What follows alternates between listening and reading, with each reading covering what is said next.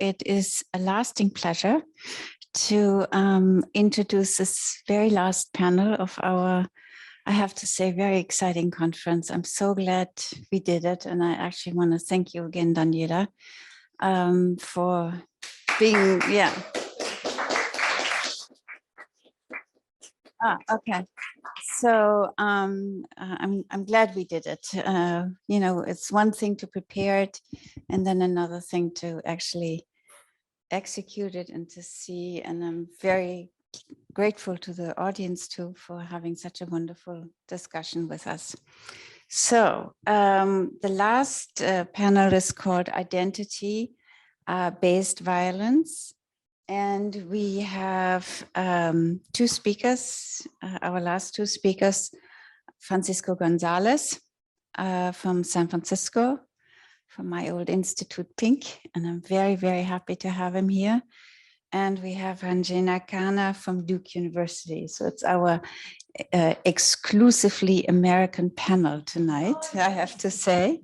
And we're covering both sides of the United States, East and West Coast. And we also have a moderator from the United States. So from Texas, as I said, I misidentified you yesterday and located you on the West Coast. I don't think they're in the United States. Right. I do want to say something, just a little thing about Francisco, and then I will introduce Ricardo, and Ricardo will introduce the two of them. But Francisco has really managed to create something at Pink that is quite unusual, and he will not talk about it, which he instituted a whole program on the social, that candidates at this institute can have a control case at a community social agency, which was never thought to be possible before. And he's been very active and very engaged in making that happen. And I know since I've left, I've only heard good things about it and know some students who are now at it. And so it's really been an incredible effort to bring psychoanalysis into the community. So I just wanted to say a very appreciative word. It doesn't have the same, what can I say, in Austria, it's differently organized, but in America to have a psychoanalyst in a agency where you see refugees, where you see people who are unemployed, and to get quality treatment there is rare, and you were able to do that. So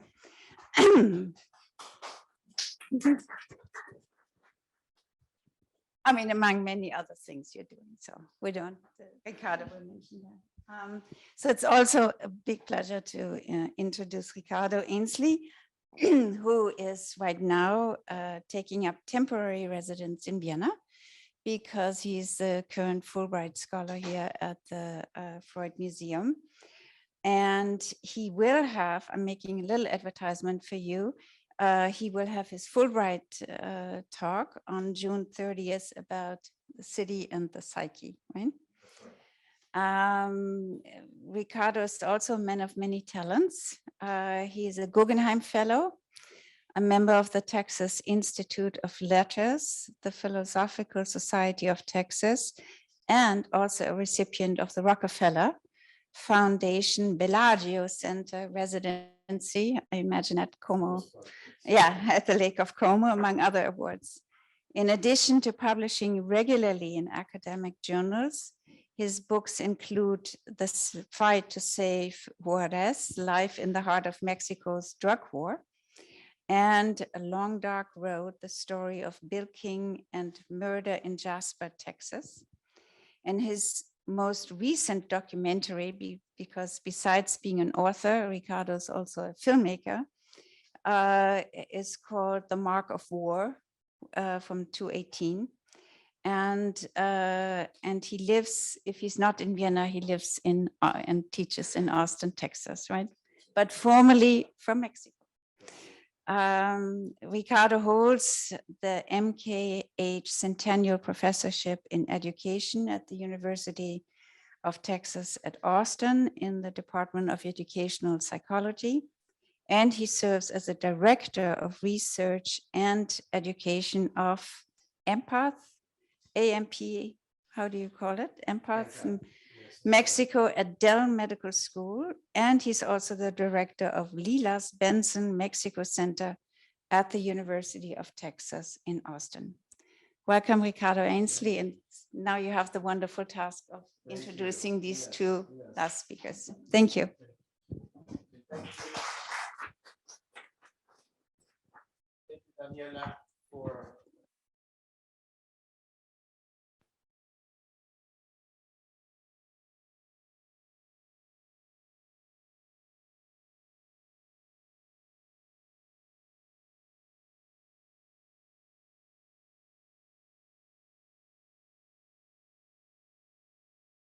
unmute, yes. And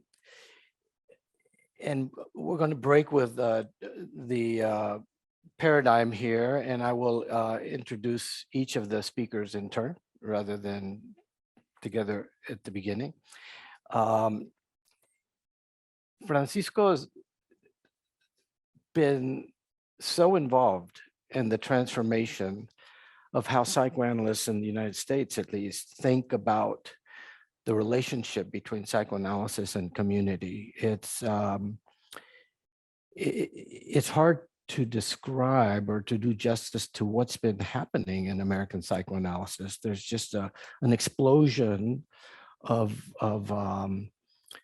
interest in bringing psychoanalysis more directly into relation to things that are going on beyond our institutes and beyond our patients in the consulting room. And so so this work is really critical, but I think the innovation of allowing one of the three required control cases to be related to a community effort, that's really a huge change in a system, in a culture that was very, almost, shall we say, doctrinaire about its approach to these things. So really, that's fantastic.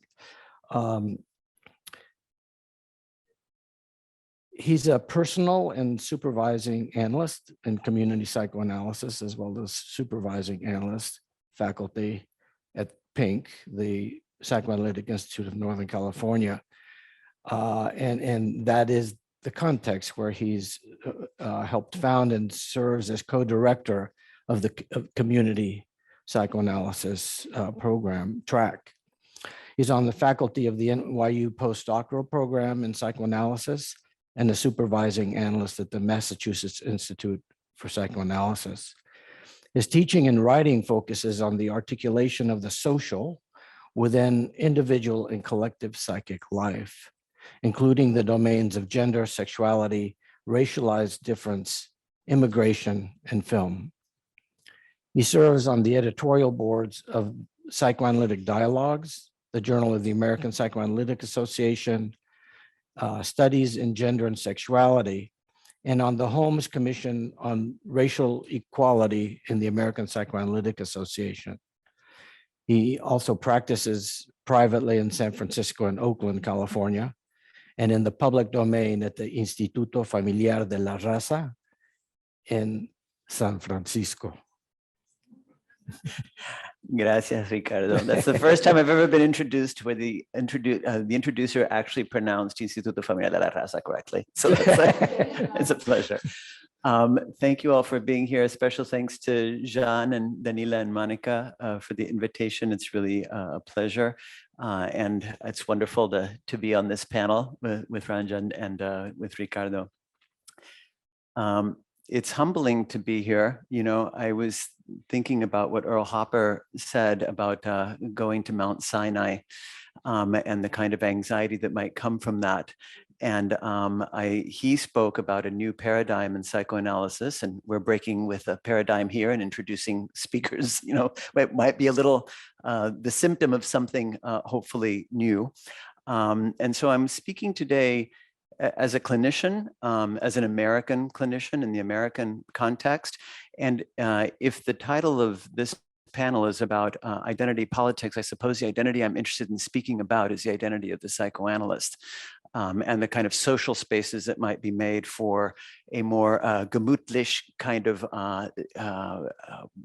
receiving of people into psychoanalysis.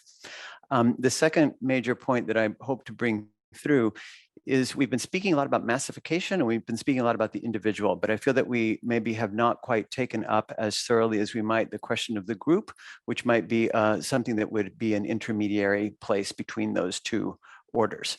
So with that in mind, I'll begin. To be human is to belong. Freud noticed the helplessness, the Hilflosigkeit of the infant, helpless to the point of utter dependence on external care for its existence, which Winnicott could develop into the famous slogan of his radically intersubjectivist credo, "There is no baby without a mother." Today, we can confidently extend that psychoanalytic tenet to say that neither is there a subject without a group. While among group analysts, this tenet has the point of departure, conventional psychoanalysts have been very slow to take up the insights of group work, often reducing social dimensions of the clinical field to individualist terms. The term individual, literally not divided, is itself ironic in this context, since psychoanalysis is premised on the idea that all subjects are inherently divided by their unconscious. But this division by the unconscious cannot be limited to the repressed unconscious of Freud. The human subject is likewise divided by what Argentinian analyst Jeanine Puget called the excess of the social. And here maybe we could come back and speak about the jouissance of the excess of the social. S.H. Fuchs, the founder of group analysis proper, put the matter this way, and I quote, "There is a totally different area of which the individual is equally unaware and is as much compelled and molded by these colossal forces as by his own id, and defends himself as strongly against their recognition without being aware of it, but in quite different ways and modes. One might speak of a social or interpersonal unconscious," end quote. It's lovely coming after Earl Hopper, who kind of lays the field for this. I'll say my patients today, maybe since 2016, which I think of as the cataclysm in American politics, come struggling with the burden of the excess of the social. I have a patient who recently came in saying, "I thought I was going to talk about hurting my knee, but what I can't stop thinking about is the bombs dropping in Ukraine and the mass shootings that happened in the past 2 weeks. There's a way in which the excess of the social is now as much a subject of, in need of metabolization as any barred edible wish in my office. Indeed, the lifelong layering of belonging in nested, expanding, intersecting, overlapping, and conflictual groups constitutes an essential part of human subjectivity. And in fact, from the very start, for a baby is never simply in relation to one caregiver or caregiving other, but to a network of relations complexly organized. The consideration of collective aspects of subjectivity, theorized explicitly as such, as collective, and not as a mere amalgamation of so-called individuals, opens extremely useful terrain for the conventional analyst, even those working exclusively in the dyad. It allows an examination of what I have variously called the collective of the individual, one-to-many object relations or group objects. These designations attempt to elaborate a specific theoretical link between personal subjectivity and the collective. Perhaps I can elaborate with case material later. Such theorizations are increasingly necessary for clinical work. If for Freud, the privileged site of theorization was the hysterical body, for us, it is the relation to the group, including critical questions regarding the complexity of belonging and of exclusion and xenophobia. Sociologist and philosopher Zygmunt Bauman speaks of liquid modernity, in which social forms and institutions change with alarming rapidity, making long-term planning difficult, if not impossible, and where power is increasingly stripped from politics and placed in the hands of the corporation. At the same time, more and more responsibility is placed on the individual to solve these collective problems. One of the most unsettling problems, Bauman notes, is the feeling of impotence and haplessness. The solo fisherman in West Ireland effectively lost his way of life and livelihood when EU negotiations opened quotas for super trawlers from Spain and France, and international petroleum corporations displaced the environment and affected the fish stock. But there is little that solitary fisherman can do about these things.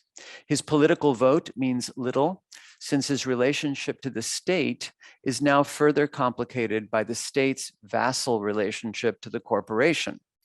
In the David and Goliath story of Big Capital, a fisherman may well feel a terrible existential demoralization. This is a different kind of Hilflosigkeit, now in reference to collective disorders. Indeed, as the world becomes ever smaller, with technology accelerating at near exponential rates, we are both more constantly connected and more irreconcilably divided as a species. In the face of the climate emergency, a true catastrophic change of global proportions, to borrow from Bion's terminology, our ferocious animosity with one another begins to look like the narcissism of minor differences, as the fate of the species and the planet hangs in the balance. Psychoanalytic historian Elizabeth Young-Bruhl postulates that the end of the first chapter of psychoanalysis, roughly coinciding with the death of Freud and the beginning of the great psychoanalytic diasporas, is marked by World War II, and that it is through this colossal and nightmarish rupture that the world is ironically united for the first time in a global consciousness. Even before this, in the lead up to the war, Karl Mannheim in Germany was already postulating that increased social complexity leads to increasing problems at the level of the group. This is roughly coincident with at the time that Fuchs, Barrow, and Freud were beginning to gestate the group problem. Young-Bruhl's point is that this global consciousness is a highly problematic unification under the shadow of massive trauma and terror. To some extent, this constitutes the backdrop for psychoanalysis, a component part of our large group identity, one which is not necessarily particularly conscious, but which forms part of what it means to belong to psychoanalysis. But if traumatized people become fundamentalists, as Young-Bruhl contends, stripping causation of complexity and polarizing the world into good and bad, institutional psychoanalysis itself has had a hard time seeing beyond the doctrinaire confines of a purified practice. It has tended to see real analysis as uncontaminated by the social, which is postulated as an irrelevancy residing wholly outside of the hallowed intrapsychic order. And even while there's been, an enormous intersubjective change, that was coincident with the war, Winnicott, Lacan, Fairbairn, et cetera, I think that often in those theories, things are brought back to individual object relations and not one-to-many object relations, which is, I think, a very different kind of thing. The psychoanalytic imagination became fixated on the tragedy of the emblematic singular figure of Oedipus, his actions and unconsciousness, his uncanny decisions, while turning a blind eye, as Puget writes, to the greater social surround.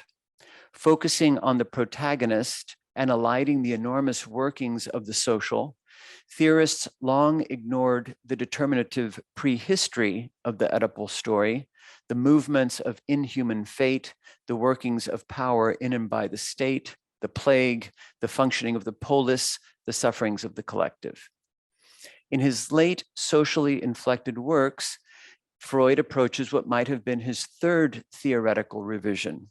If the topographical theory is an empty geography, the partially submerged iceberg as its iconic figure, then Freud populates it with the structural theory's trifecta of ego, id, and superego, the rudimentary internal group of psychoanalysis. But even in a text like the Massenpsychologie, Freud doesn't quite cross over into a truly collective psychology or a theory of groups that operates on a level beyond that of amalgamated individuals. Perhaps Le Bon's deeply suspicious view of the mob, which Freud draws on heavily in constructing his Massenpsychologie, left the discipline with a phobic wariness about groups. We see something similar in Das Unbehagen in der Kultur. Clearly a text about collectivities. Almost all of the examples within it are about the relationships of peoples to one another, but whose theory falls back again and again onto the register of the singular subject and individual sexuality. Whatever the cause, the shadow of the horrors of World War II, much of institutional psychoanalysis turned resolutely inwards, most especially perhaps in the United States, away from an analysis of the relationship of the individual subject to the social historical surround, and became instead assiduous in patrolling its borders. A good example is Trigant Burrow, arguably the first American-born psychoanalyst and a founder and president of the American Psychoanalytic Association, or APSA. Burrow pioneered methods of group work and wrote extensively about collective processes. In 1933, he was expelled from APSA precisely for those reasons. This move away from thinking seriously about collective psychology was defensive, but the repressed, of course, always returns. We heard Earl Hopper speaking earlier about scapegoating and massification. And I think that there's a way in which psychoanalysis has had a tendency towards massification, building a kind of wall around the institute and expelling those that don't like to think in the same way. Might the collective refusal to take up the idea of the group in our theorizing, or its dissociation from our thinking, not be the engine of the colossal history of schisms within our discipline? With near religious zeal, psychoanalysis has tended to manage the problem of difference within the group by excommunication, fostering a fundamentalist alliance to a pure or real psychoanalysis. And so in the context of the contemporary moment, we might recognize that specifically as psychoanalytic practitioners, we are already and directly the subjects of a great intergenerational transmission, a traumatic one, inculcated into a discipline heavily shadowed by war and diaspora, misogyny, racism, and xenophobia. The group theorist René Cailles advances the idea that to belong to a group means precisely this: to be subject to, that is, to accept both conscious and unconscious ways, to be in subjection to these kinds of unconscious pacts and alliances of the group. These alliances are the collective repressions, fantasies, norms, and transmitted mythological traumas and glories, as Volkan might state, that define that group. As a group, we psychoanalysts must consider our own history. Our theoretical constructs themselves cannot be immune from the workings of the social unconscious, clogged thick at times with unconscious ideologies and disciplinary defensiveness. It is because of this inheritance, I think, that it has taken so long for psychoanalysis to develop usable theories of racial difference, for example. In her rigorous academic study, Celia Brickman demonstrates how saturated with racist colonialist ideologies the category of primitivity is for the psychoanalytic project, which arose at the same time as colonialism, cultural anthropology. The Dutch historian Ilko Runia writes that coming to terms with collective historical trauma means answering the commemorative question, who are we that this could have happened? And I'd advance the notion that if the Laplanchian question for the individual is, what do you want from me as an individual other, that the question for the collective is, who are we? A question that constantly implicates the social unconscious, because that little word we, I think, is always a marker of a designation of who is inside and who is outside, and often is passed down, from in a kind of socially unconscious historical way. And increasingly, we are beginning to put psychoanalysis itself on the couch, unpacking our resistances. Some of these histories, like Aaron and Starr or Gastambide in the United States, have written kind of alternative histories of psychoanalysis that have other starting points than just Freud's. For example, thinking of the work of Paulo Freire or of Frantz Fanon, make the case that when psychoanalysis endeavors to be pure, it is often in the service of protecting the ideology of individualism, what Trigam-Burrow called the I and its autonomies. As Lynn Leighton and Janine Pouget have both written, we have too often dissociated the social as a category of analytic investigation. But it becomes ever clearer, the individual cannot be understood apart from a socio-historical context, and neither can our collectives, including the institution of psychoanalysis, be understood apart from these histories. If we consider the subject from a perspective that includes this collective dimension, we can conclude with Caes that the subject is thus most properly an intersubject, as he calls it, quote, divided between the demands imposed on him by the necessity of serving his own purposes and those that derive from his status and function as a member of an intersubjective chain, that is, as a member of a group with a particular history, of which he is at one and the same time the servant, the link of transmission, the heir, and the actor, end quote. Postulating the group as a fundamental organizer of the psyche on par with individual objects leads to the logical conclusion that the unconscious has a dual origin.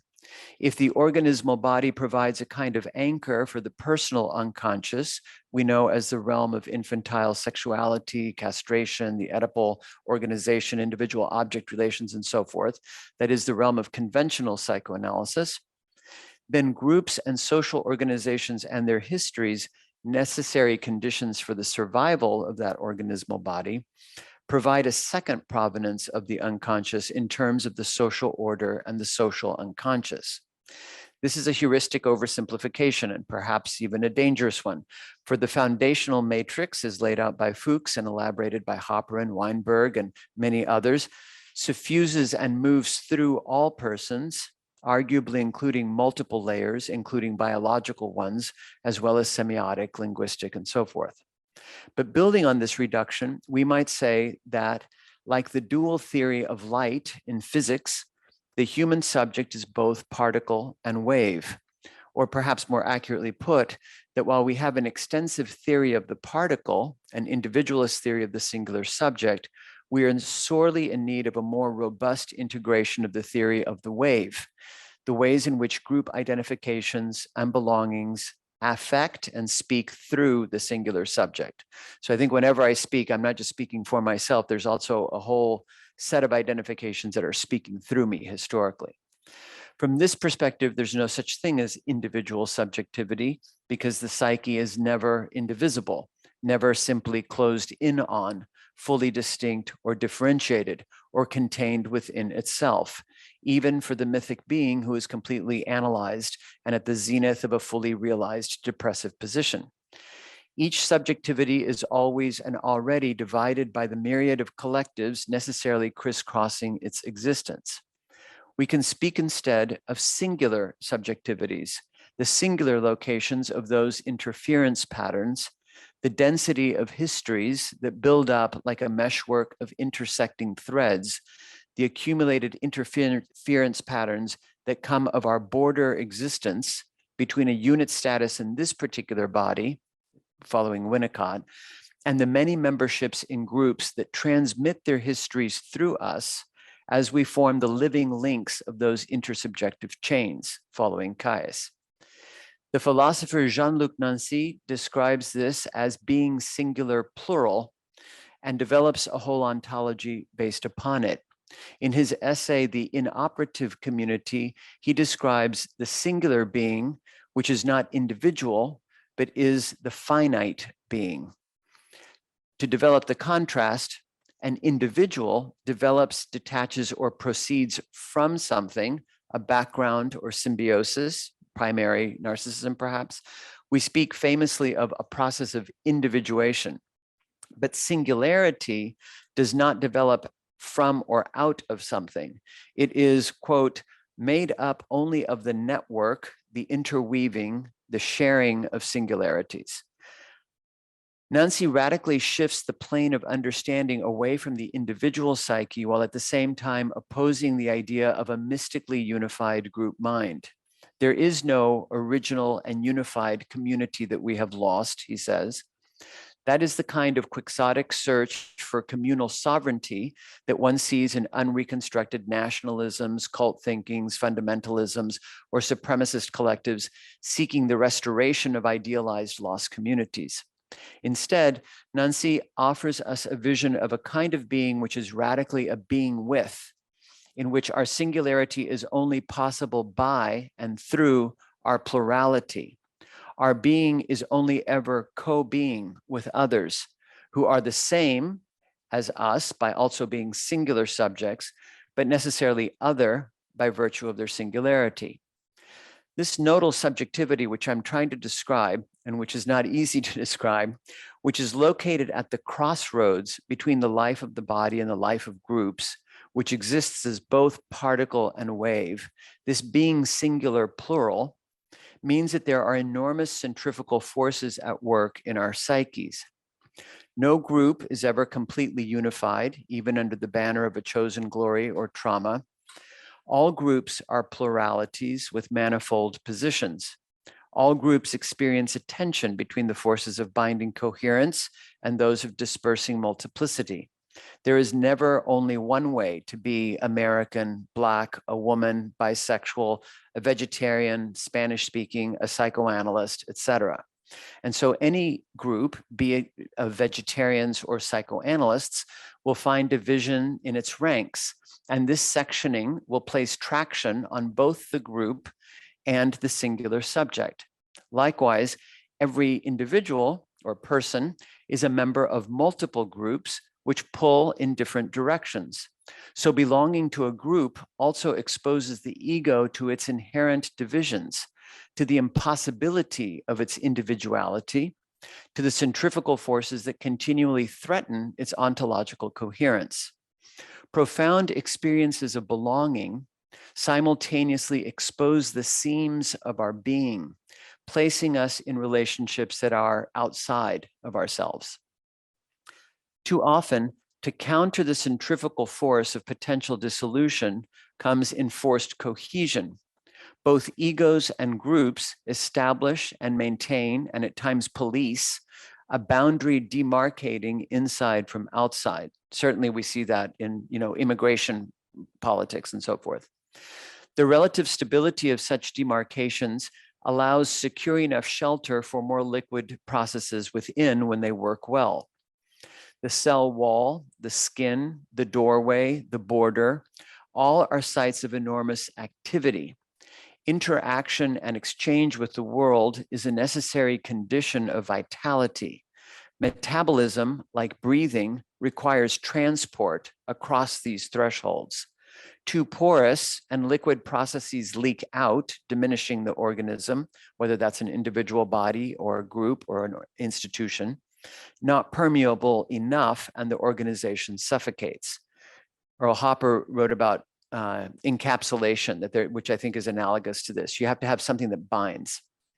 Modernity, according to Bauman, has been obsessed with making order, patrolling the limits of the group. Its inevitable counterpart is therefore chaos. Power, Bauman writes, is a fight against ambivalence. Hegemony always tries to decrease ambivalence and diversity. Fear of ambivalence is born of power. It is power's horror or premonition of defeat, says Bauman. It is precisely here that Bauman refers to the imperative of the Freudian project, celebrating the contingency of interpretation and its capacity to open the plurality and indeterminacy of meaning as a guard against the cruelties of power. I quote again, ambivalence is not to be bewailed, it is to be celebrated. Ambivalence is the limit to the power of the powerful. For the same reason, it is the freedom of the powerless, end quote. Ambivalence threatens the clean lines of categorical order. This was always the site of action for Freud, as far back as his theory of the erogenous zones, always the frontier, the border, the preeminent location of ambivalence. If the two world wars install for the first time in human history a global consciousness, as young Bruhl writes, then managing ambivalence at the level of the group has become perhaps our most pressing collective problem. As the world becomes ever smaller, intergroup tensions escalate and ambivalence breeds existential anxiety. Because as intersubjects, whose sense of coherence depends not only on good enough individual object relations, but on our relations of belonging, hegemonic power can supply the illusion of psychological solidity through the violent imposition of order. So I think part of what I mean by that is, take the Trump voter who feels like pulled in many directions. The imposition of a certain kind of order at the social level also coheres the individual ego. But the delusion of ordered coherence is no match for the complexities of being. In his book, Identity and Violence, the Nobel Prize-winning economist Amartya Sen emphasizes the inescapable plurality of identity and argues that violence can only be promoted by its simplification. It is a failure to recognize, as he puts it, that we are diversely different, both by membership in multiple groups and by the differences within any such grouping. The reductionism of enforced cohesions serves tyranny at both the level of the group and that of the individual. Those who greedily hold to power mobilize sectarian divisions in order to reduce the complexity of natural groups, while offering the ego the delusion of its sovereignty. Certainly, we see these moves in the forces of xenophobic politics, which are gaining ascendancy all over the globe, a symptom of a deficient and highly traumatized global consciousness, and a symptom of the rapidity of structural changes that leave us standing in interstitial spaces, adhering to groups' promises to solidify us at the cost of our singular and collective multiplicity. But it is also true of the progressive political forces that strip us down to unitary identity categories. If I am interpolated and pushed to identify or recognized only as gay or Latino or a psychoanalyst, I am robbed of my singularity. My singularity comes exactly at the crisscrossing of all of those things, not as an individual who stands alone, but as a multifaceted intersubject with membership in a plurality of groups. The coexistence of these pluralities are the creative disruptions of totality within the self and within the collective. And in the same measure, this multiplicity becomes the bridging that can make differences tolerable and vibrant in new and unimagined regroupings. This kind of thinking and this kind of work is political in its root sense. It is the reconstruction of polis, to echo maybe something that Lena Austad was referencing. Polis in Hannah Arendt's terms, the community of being singular plural, we could say. Hannah Arendt tied the plurality of thought to the very core of what it means to be human. For her, the polis is more than simply the city. It is the forum of exchange for ideas, the place we represent ourselves to others and thereby to ourselves, where we come to understand who we are precisely through a vibrant exposition of our differences. But the vibrant exposition of differences, as is painfully evident to any thinking adult in this age of ascendant fascisms, can be a tricky matter at best, at worst, a savage and intractable conflagration. As psychoanalysts whose method compels action in the hic et nunc of the transference situation. This means taking the institute itself as the site of clinical action, not just the consulting room. Taking up the socially unconscious ideologies which undergird our own structures in order to move towards a truly transmural psychoanalysis that moves beyond the insular walls of a certain kind of psychoanalysis. A conference such as this recognizes the importance of moving beyond what have too often been the insulated walls of the Psychoanalytic Institute. I recognize that the kinds of closure of American institutes, at least, is of a different variety than the kinds of closures of other countries. This itself is an effect of the social unconscious. But I have the history of institutional psychoanalysis as a whole, I believe that it has as a whole, been too often a history which has actively disavowed the domain of the social unconscious, of group relations, and the collective aspects of individual subjectivity. The Institute can no longer afford to be a gated community of the mind, which isolates itself from the world and so-called external reality. It is, in fact, the reality principle which now demands a fundamental reworking of theory, one which incorporates the findings of group analysis and the register of the social, and completes the unfinished third revision which Freud began, but could not bring to fruition in his late texts. Thank you for your attention.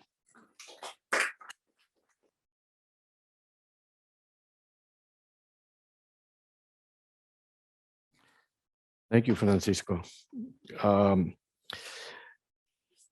next presenter, Ranjana Khanna, is the director of the John Hope Franklin Humanities Institute and professor of English and the literature program at Duke University. She works on Anglo and Francophone post-colonial theory and literature, film, psychoanalysis, and feminist theory.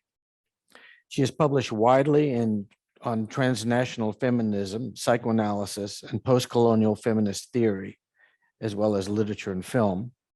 She's the author of The Dark Continent, Psychoanalysis and Colonialism, and Algeria Cuts, Women and Representation, 1830 to the Present. She's published in journals like Differences, Science, Third Text, Diacritics, Screen, Art History, Positions, SAQ, Feminist Theory, and Public Culture, and a lot of very diverse journals. Her current book manuscripts in progress are called Asylum, The Concept and the Practice, and Technologies of Unbelonging.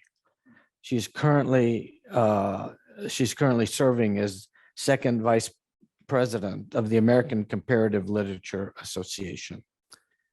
Ranjana? Thanks very much. Can you hear okay? Yes, okay, good.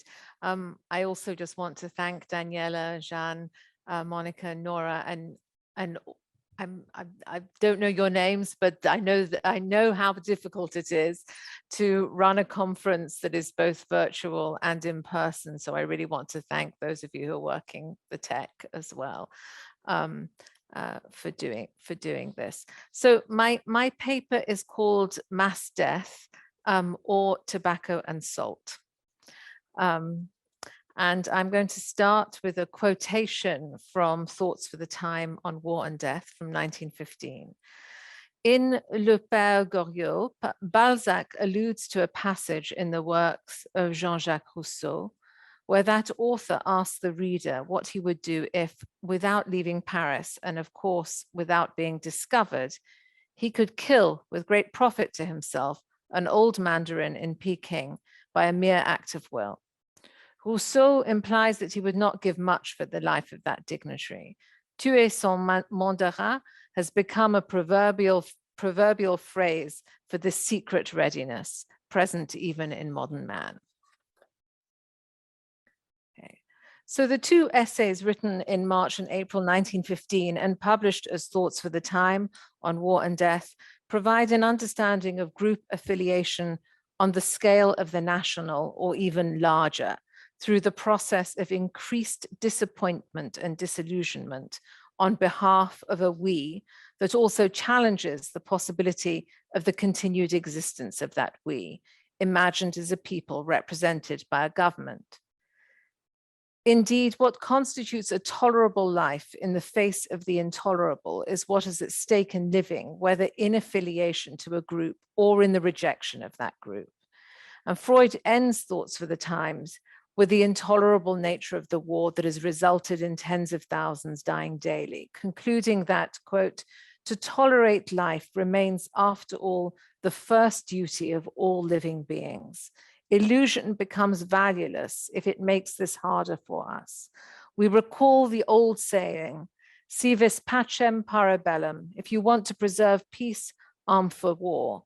It would be in keeping with the times to alter it. Si vis vitam para mortem, if you want to endure life, prepare yourself for death. End quote.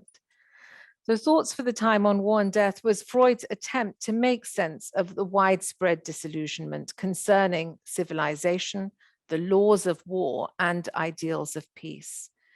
In doing so, he considered how to orient oneself, sometimes quite explicitly in spatial terms as vertigo, a kind of loss of footing, in relation to mass death. He writes, the individual who is not himself a combatant and so a cog in the gigantic machine of war feels bewildered in his orientation and inhibited in his powers and activities. End quote. Following a first section in which he stages, without directly citing, readings of Thomas Hobbes' State of Nature from the Leviathan and Immanuel Kant's Of Perpetual Peace, classics of statehood, social contract, and the basis of international law, Freud writes of his own disillusionment with the turn to war as a solution to political strife and the paradoxical inevitability of war in the face of a legal apparatus for perpetual peace among what he understood to be advanced societies. Freud attributes this loss of ideal to an understanding of civilization as a museum with a documented and enshrined heritage on the one hand, and on the other hand, a failed international law. In civilization, one understands oneself as belonging to the world of peace with all the hospitality afforded by that term, he suggests, when in actuality, war is perpetual. The laws of peace are in reality the laws of war. In this context of the idea of a civilized group of nations, quote, countless men and women have exchanged their native home for a foreign one and made their existence dependent on the intercommunications between friendly nations. Moreover, anyone who was not by stress of circumstance confined to one spot could create for himself, out of all the advantages and attractions of these civilized countries, a new and wider fatherland in which he could move about without hindrance or suspicion, end quote. The international laws of war and peace thus allow for a sense of belonging and movement or hospitality through borders for some members of civilization. And for Freud, a true internationalist of sorts, this arrangement begs the questions of the form of unhappiness in civilization produced to ensure the rights of private property and the advance of capital, and to differentiate between those with common bonds based on established legal and institutional values and the lives demarcated by those very values that exist outside their parameters. He writes, quote, peoples are more or less represented by the states which they form, and these states by the governments which rule them. The individual citizen can with horror convince himself in this war of what would occasionally cross his mind in peacetime, that the state has forbidden to the individual the practice of wrongdoing, not because it desires to abolish it, but because it desires to monopolize it, like salt and tobacco.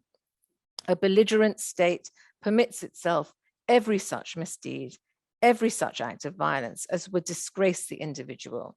It makes use against the enemy not only of the accepted ruse de guerre, but of deliberate lying and deception as well, and to a degree which seems to exceed the usage of former wars. The state exacts the utmost degree of obedience and sacrifice from its citizens.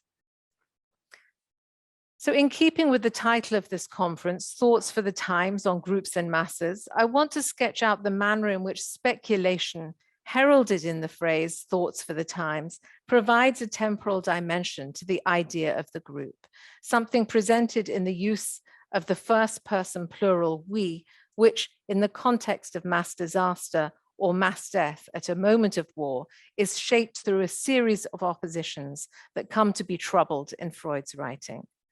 Thoughts for the time, Zeitgemäßes, announces this temporal dimension etymologically, bringing together time and the group through the time of the mass or congregation, or how that which emerges as a we is heralded in a particular moment through thought and speculation that may bring about that group's potential dissolution.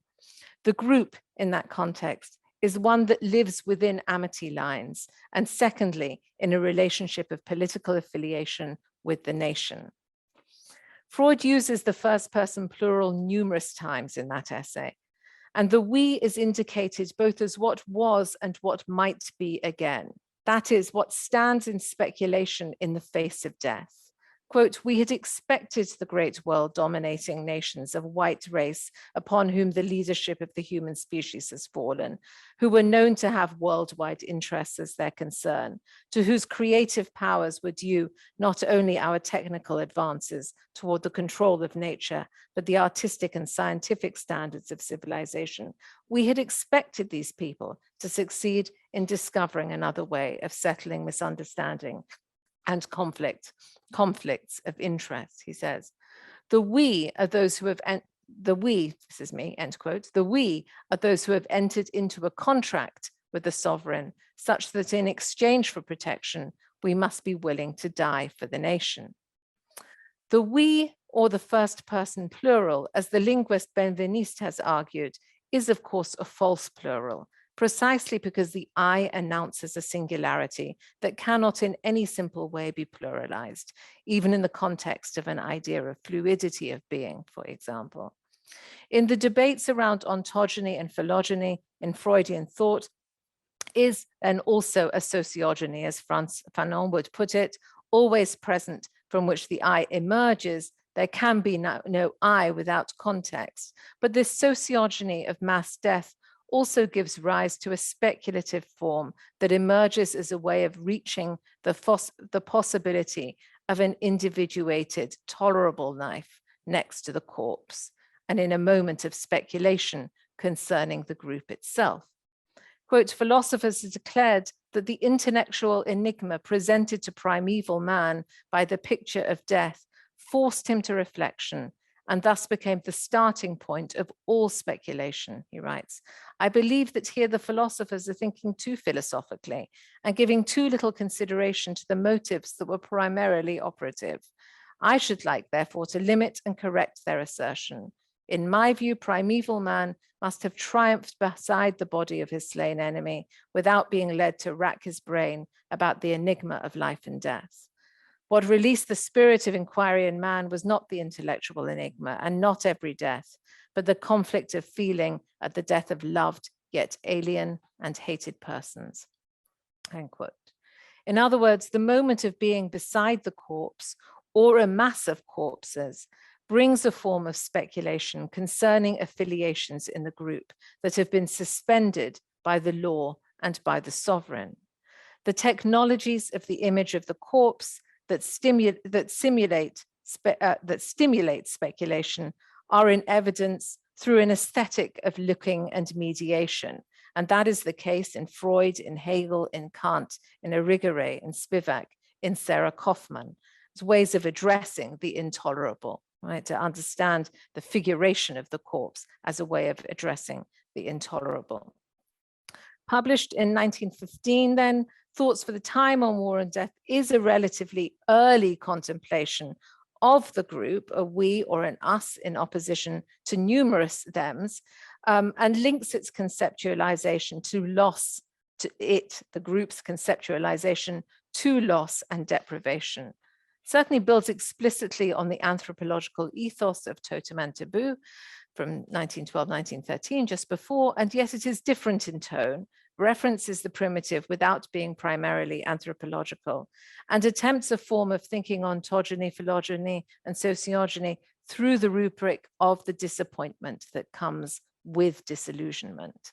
It foreshadows the idea in Mourning and Melancholia that the loss of an ideal, not necessarily a person, but a loved ideal like peace, might come with an impoverishment of ego, and in doing so muddies the water between loss of an ideal on the one hand, which seems to be conceived in terms of the secular, and disillusionment, or the loss of an illusion that is later, of course, understood in relation to religion or the rejection of it.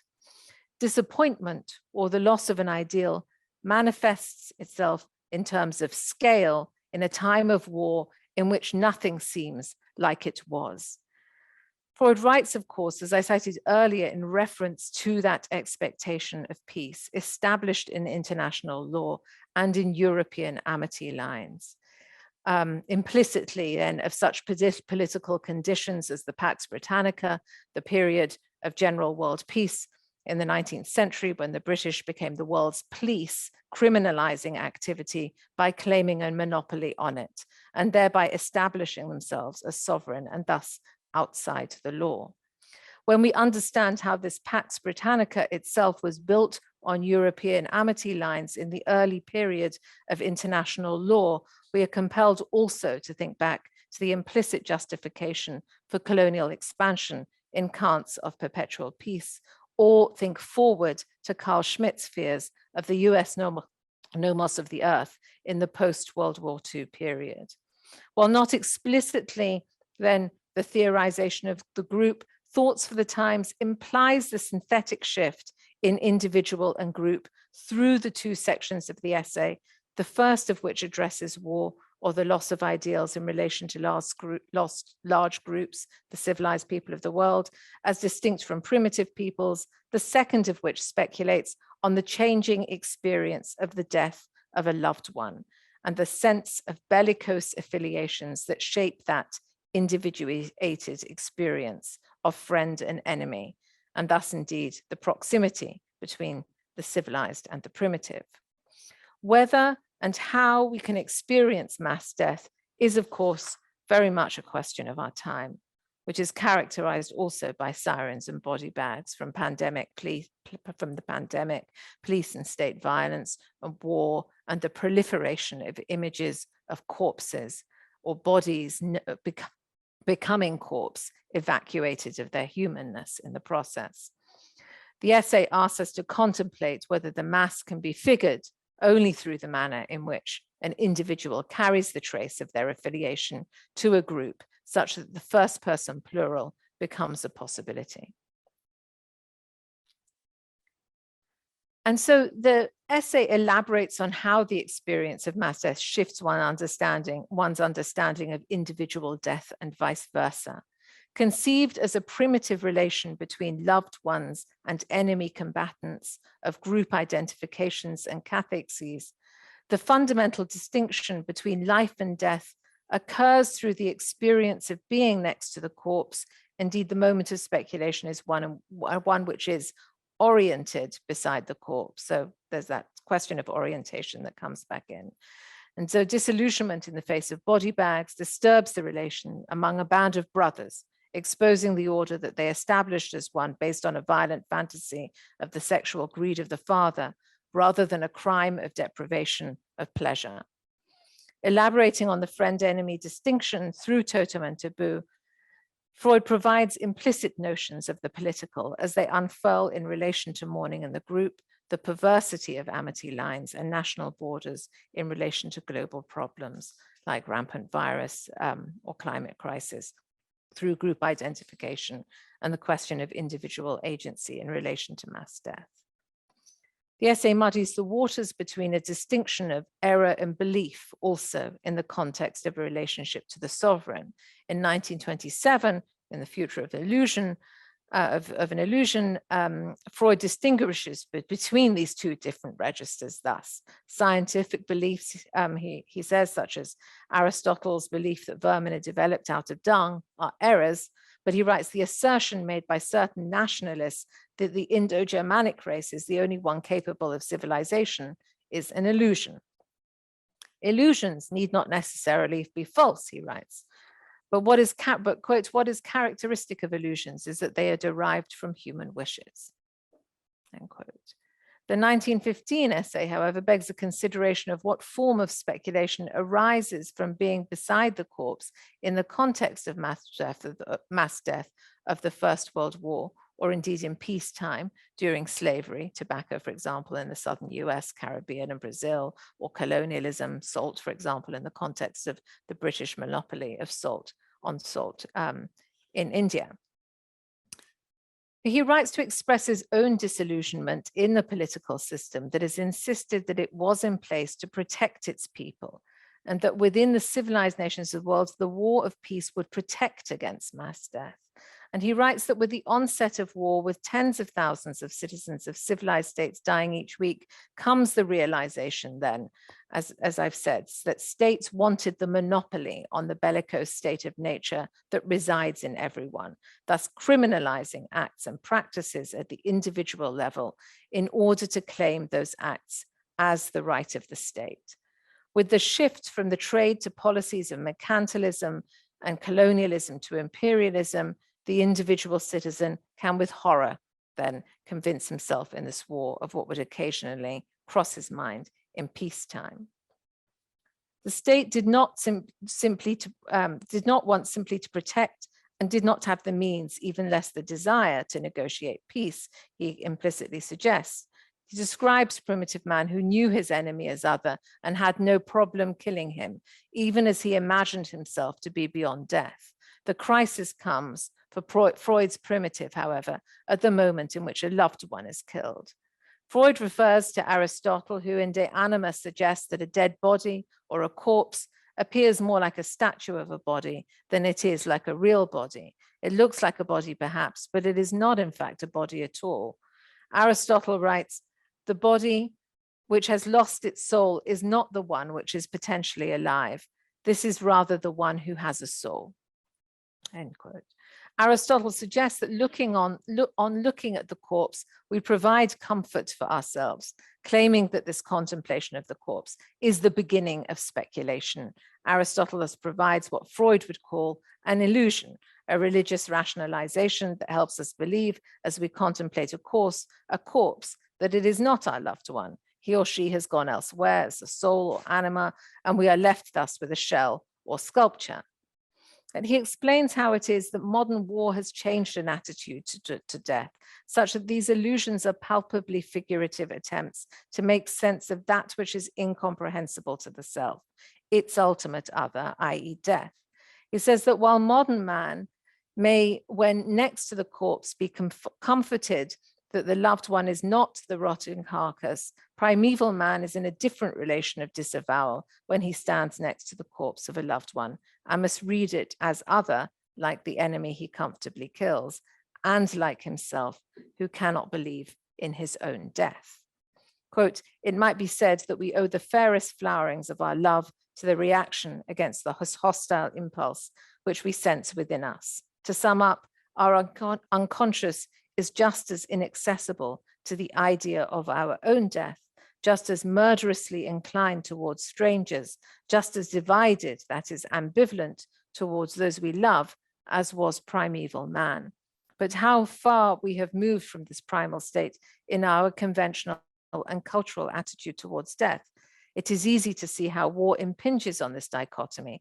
It strips us of later accretions of civilization and lays bare the primal man in each of us. It compels us once more to be heroes who cannot believe in their own death, end quote. The standing alongside the dead other then gives rise to a form of speculation, perhaps a form of reading, that allows us to understand both a dimension of height, respect for and reverence of the sanctified dead, and a dimension of disavowal as we name and deface the other, who is not the enemy as such. Like for the primitive, there is no unconscious experience of one's own death. Contemplation next to the corpse does not lie within the limits of recognition, but rather in the attempt at understanding the other as the corpse's demand on us to acknowledge both our love, it is like us and therefore cannot die, and our murderous impulse toward it. Quote, for every injury to our almighty and autocratic hero is at bottom a crime of lèse-majesté, crime against a sovereign power. And so if we are to be judged by our unconscious wishful impulses, we ourselves are like primeval man, a gang of murderers. It is fortunate that all these wishes do not possess the potency that was attributed to them in primeval times. In the crossfire of mutual curses, mankind would long since have perished, the best and wisest of men, and the loveliest and fairest of women with the rest, he writes. In the moment of speculation next to the corpse, we present ourselves then to ourselves as disillusioned, as a way of dispelling the fact that war is a time of having to conceal the lust to kill, even our loved ones, by insisting again on the laws of peace that have nonetheless permitted war. Disillusionment is thus a form of concealment itself of the desire to kill within the group. The crime of that impulse must be concealed through the law, and the law allows for a shift from filiation or negotiating the fraternal and the law in the anthropological in totem and taboo to congregation in relation to an illusion of religion in which a relation of illusion of religion and afterlife, and the idea cited earlier that war happens only because of different levels of equality. And that's something that was taken up in Trotter and then rejected by Freud, just to reference back to yesterday, and then to affiliation. So filiation to congregation to affiliation or the group, in which a relation of introjection projected as cannibalism permits the subject, paradoxically, to achieve sovereignty. While it is not until the final published work during his lifetime, Moses and Monotheism, that we come to understand how the law and thus crime are established with man seeking out the fraternal bond, and not, as we might gather from Totem and Taboo, that the crime of killing the father initiates the production of law to guarantee peace among the brothers. Moses and Monotheism gives us insight into how an inversion is at the origin of religion, the denial of the murder of the foreigner Egyptian Moses.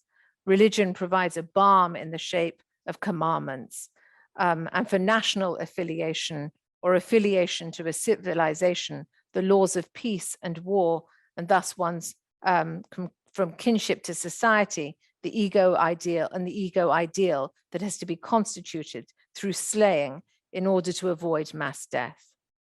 However, read alongside Thoughts for the Time, we can see that in fact, they establish the basis for mass death that become apparent in the arrival of body bags. As Lacan put it in his reading of Freud's Totem and Taboo, quote, if it is true that there can only be an act in a context already replete with everything involving the signifier's effect, its entry into the world, there can be no act in the beginning, at least none that could be described as murder. The murder is thus both effect and cause of the law. In other words, a sovereign act, a birth of the eye. Hence, Lacan concludes, this myth can have no other sense here than the one I have reduced it to, a statement of the impossible, end quote. Orientation next to the corpse then provides the occasion to speculate into the intolerable at the heart of the group, both the death of the self and the living of the other. Thank you.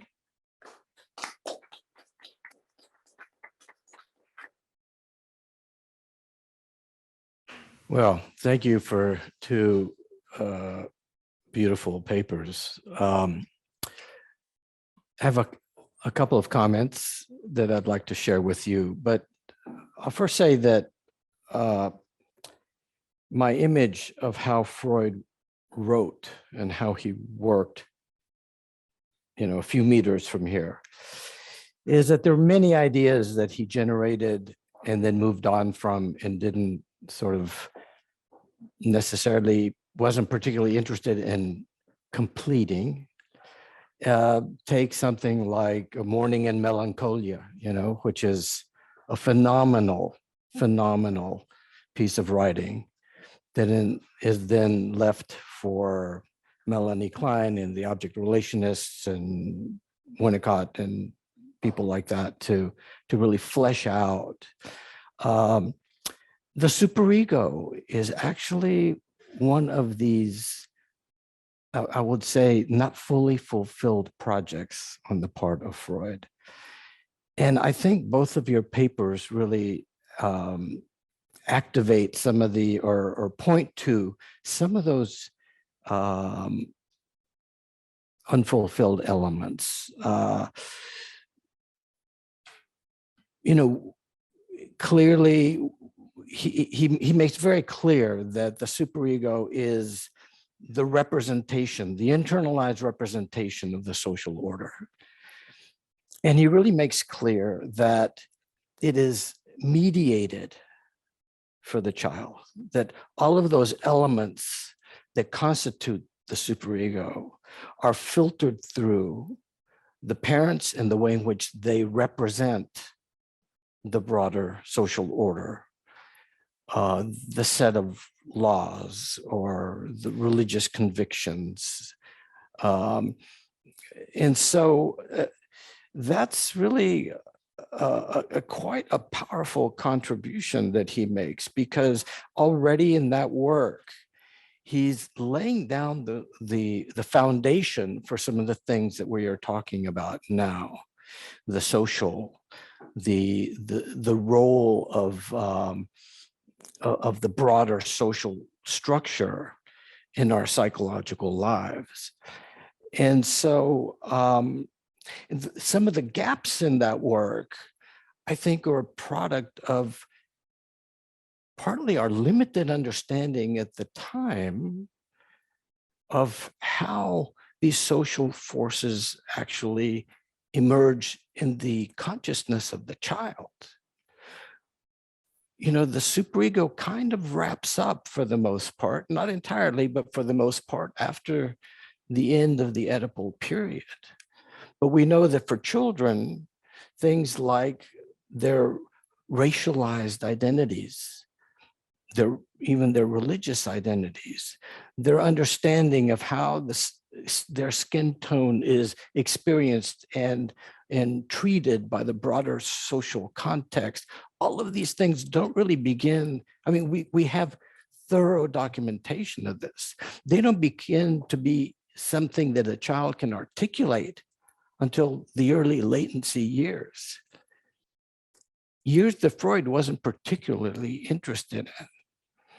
And so we come back now to an era where the relationship of identity to intersectionality is now a very powerful concept that is organizing a lot of our thinking about ourselves and about groups.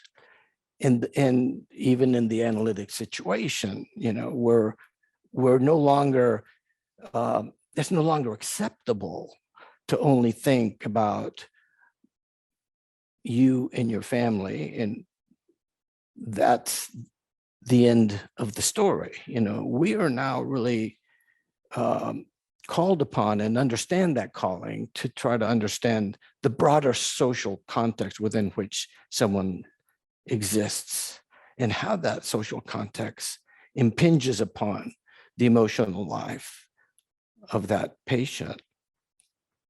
So that's one way in which the construct of the superego, which is extremely rich in helping us understand, even things like guilt and shame and anxiety,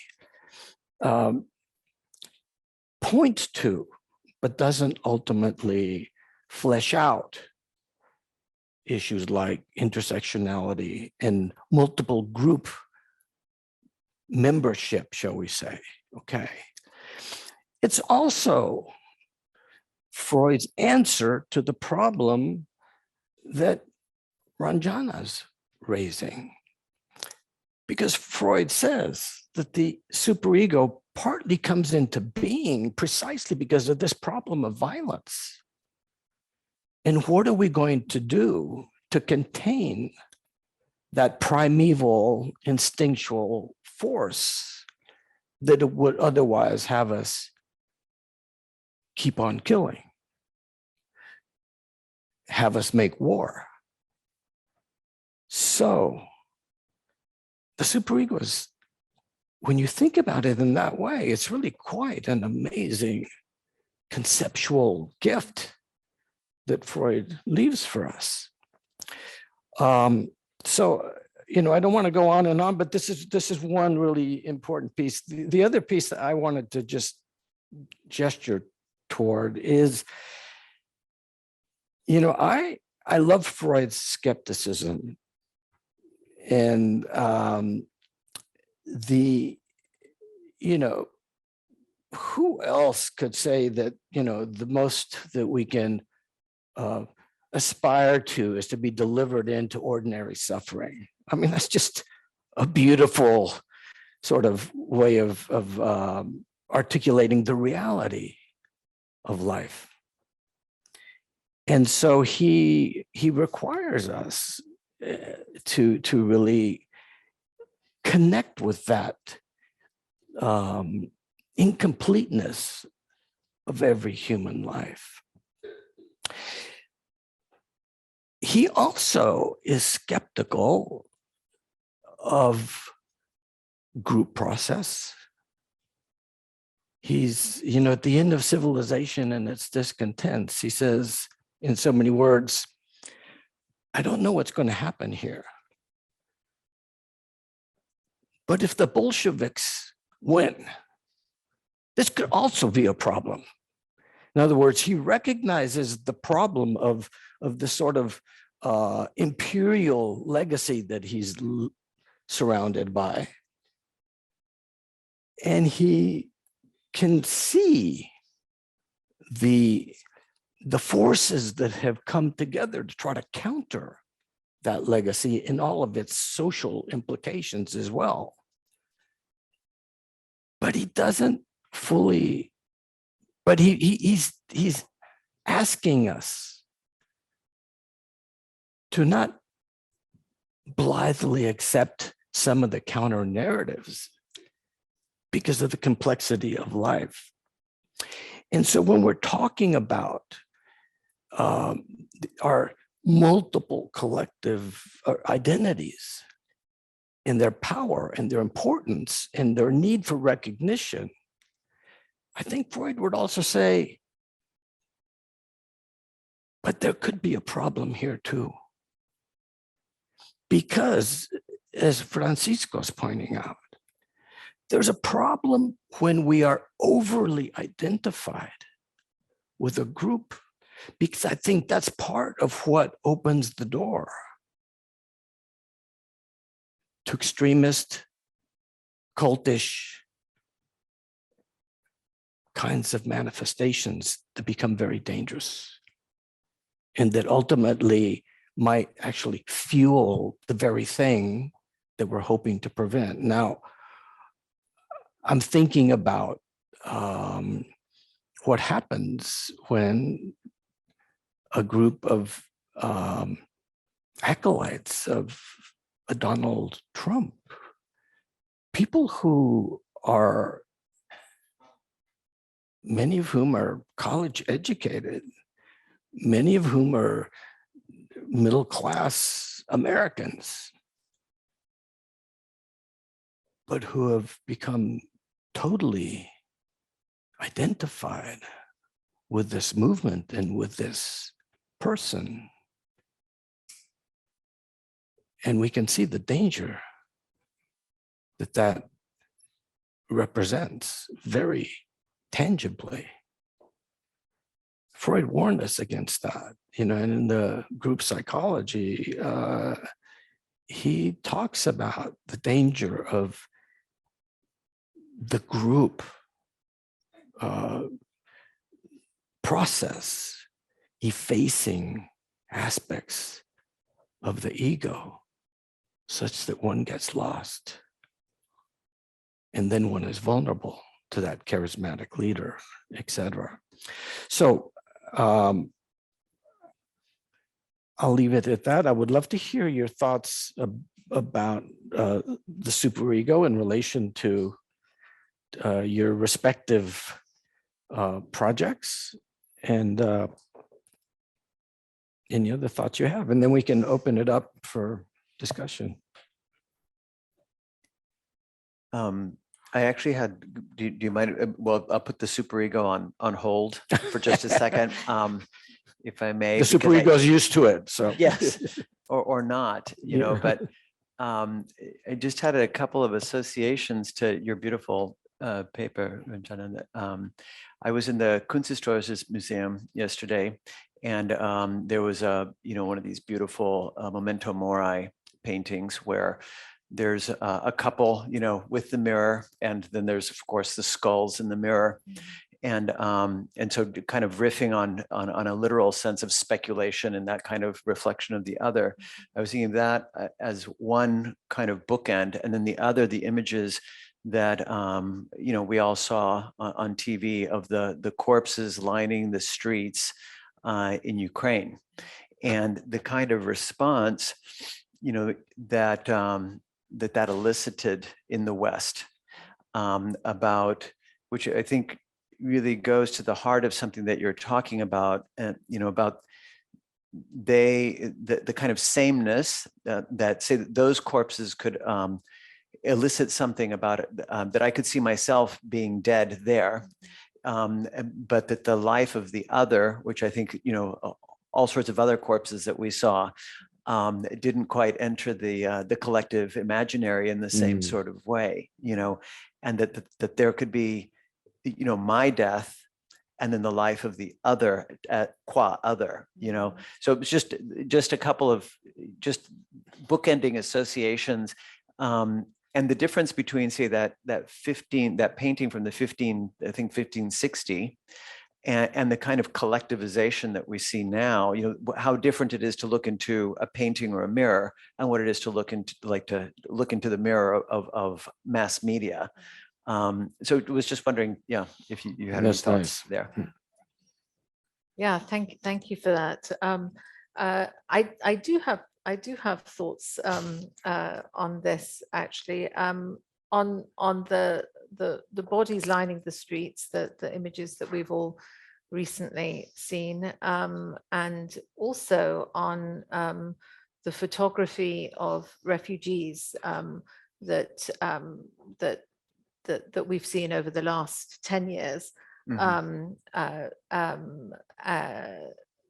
including the photography of dead children, right, on the beaches. Of course, the Aylan Kurdi image that was sort of the classic, sort of a turning point almost, right, in our understanding of a crisis, and I think that the question of speculation that comes up differently in relation to the other, and in relation to someone who isn't like us, right, who doesn't look like us, is in a sense one that is more, in a sense, easily understood as the victim of a larger system, or in a sense, as Freud puts it, in fact, an understanding that there will inevitably be death in wars when there is inequality in the world, and that's sort of an idea that that is given to us, right? And that's something that I think he sort of takes from Trotter, and then he moves away from that, in fact, because he wants to say that when we look at the images of the body bags, of the corpses that come back, the dead bodies that are coming back in a time of war, the difficulty with that is exactly the difficulty of the primitive feels, in a sense, that these are that we can't accept, because we can't accept our own death, we have to, in the image of the thousands of bodies, the image of the thousands of bodies that are in place, we have to also be put into the acknowledgement that the group is also our enemy, as it were. That there is that desire also to, there is that murderous desire towards our own as well. And thus the otherness of the figure in the group can be acknowledged, right? Maybe a singular plural, in fact. And at the same time, our own death becomes a possibility. It's also that our own life becomes a possibility in the reflection of that mass of corpses, I think.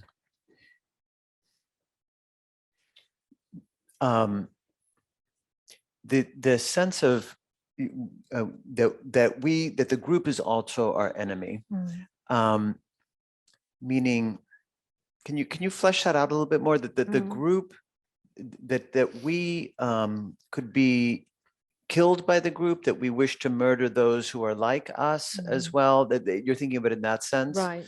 Because I think there's also a way in which, that, and this is part of what I was interested in introducing more levels, Yes. kind of more layering, more complexity, because there's also an interiority of the group, that consolidates itself through the murder of the other, right? That becomes the kind of the cohesive force for that me not me, or we not we sort of thing that consolidates.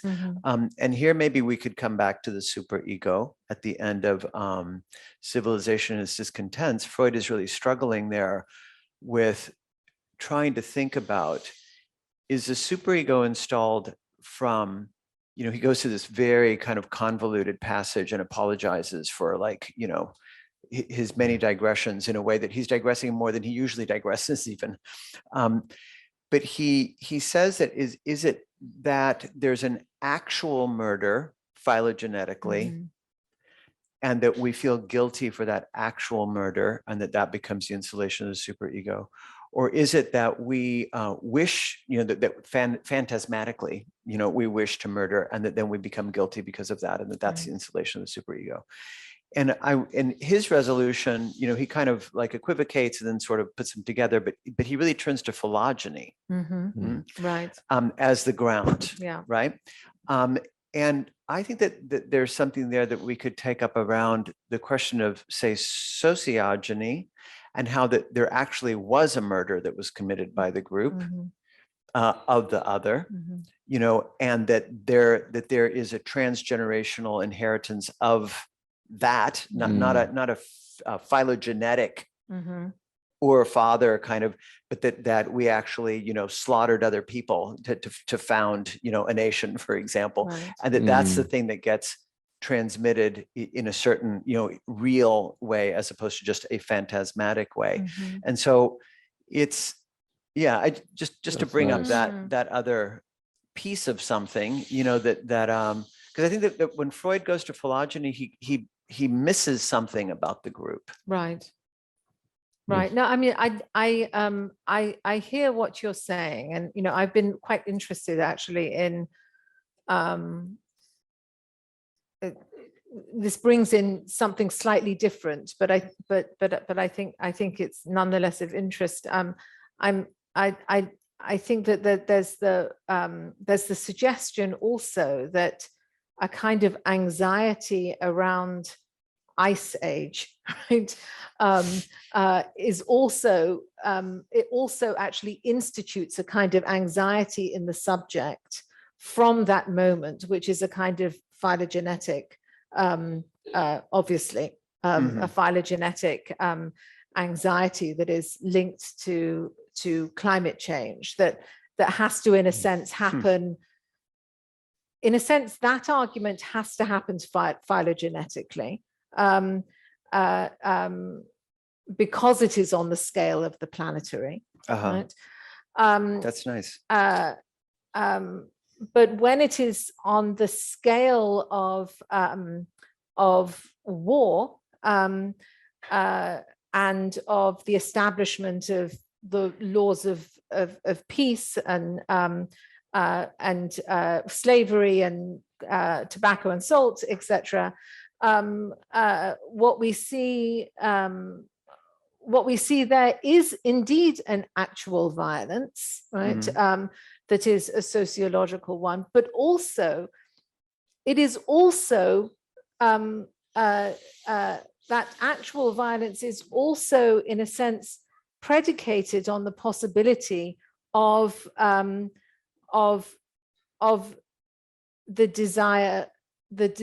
desire to kill one's own as well. And the reason why I think that is important is because and actually this goes to a question for you around Hannah Arendt, in fact. I think that there is a question that comes up in Thoughts for the Time of War and Death, which is about the problem of a Europeanist civilization, right? That the Pax Britannica type thing, the idea that the bellicose nature of man is getting taken on by the state. And my sense is that with Arendt, there isn't a willingness to go into that question in her establishment of the political, which is very much a kind of Aristotelian model also of man as political animal, who can converse within a certain kind of, and therefore produce a certain idea of a European political. And so, what's interesting to me about this sense of the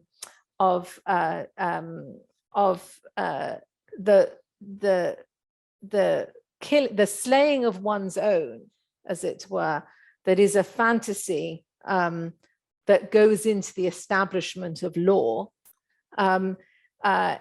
is in a sense then a speculation on the problem of those laws of the political. Could I take that in a slightly different direction? Because I'm using Arendt, I think, in a certain kind of rhetorical move, because part of what I'm interested in is also, because I think that what often happens in psychoanalysis and institutional psychoanalysis is that we can export certain problems outside of the institute, and that we can take up, with great fervor, textual exegesis and so forth, which is definitely your field, but our field is supposed to be also clinical. Right. And that in part we do that in order not to take up some of these questions within the walls of the institute. Right. And so I'm interested in the idea of how we might want to kill our own inside of psychoanalysis, about what constitutes the walls, of the psychoanalytic establishment, of what kind of European hegemonic political structure we wish to establish, about how much plurality we're willing to tolerate and not, And so that's part of my project, because I think that there's a certain way in which there is, there, at least in the United States, and I'd venture to say that well beyond it, that there is a kind of ivory tower in every sense of the term, in institutional psychoanalysis, and that has prevented us from really taking up the question of the social as a clinical concern in a real sense. And so I think I want to turn it in an ethical direction, because if one, what is the speculation? So one sees the corpse, and then what is one to do? And what is one to do as an analyst? I think that I'd be interested in, thoughts from the group on that. But how is it that we, in these times of war and death, what is the position of the analyst and of the institute in an ethical register? I think that's the question that I'm interested in. Well, I mean, if I may, I mean, and then we should maybe open it. Sorry, but that I'm very taken by Derrida's essay from the 1970s, Geopsychoanalysis, in which he was giving this is an essay which was originally a talk addressing the IPA in Argentina. He takes the IPA to task for what he considers to be a kind of anodyne liberal response to torture in Latin America. And he sort of, he says, well, the statement is like any, it's not a psychoanalytic statement. It's a statement that is one which says, we don't approve of torture. I mean, so, something that is fairly incontestable. Right. And what he says is that actually we should take the corpus.